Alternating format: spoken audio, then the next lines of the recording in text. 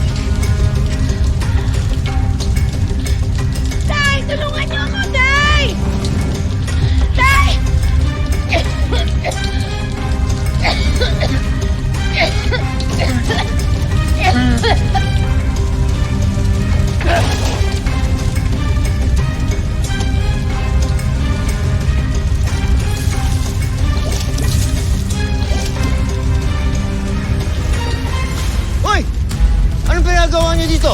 Bakit ka nandito? Ano ginagawa niyo? Si Beverly, nasaan? No! Ano sila tumahan nila? Bilisan natin! Dali!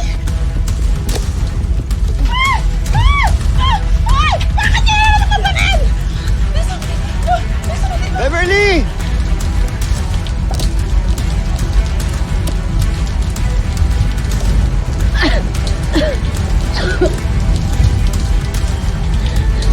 Tay!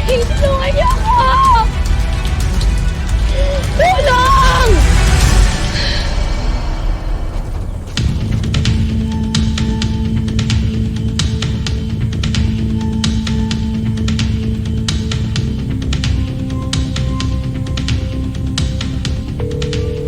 Hello, Miss Irina.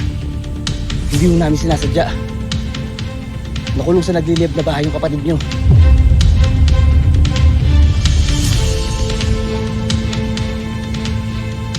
Ano sabi? Wala sinabi. Tulong! Tay! Tagal ko nang kinalimutan ang nakaraan ko. Nagbago ako para sa anak ko. Kahit nga mga baril ko, tinago ko na.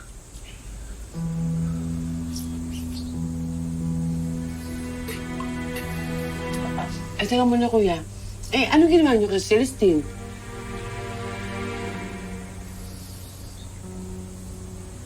Nakonsensya si Tisoy pagkatapos namin makuha yung bata.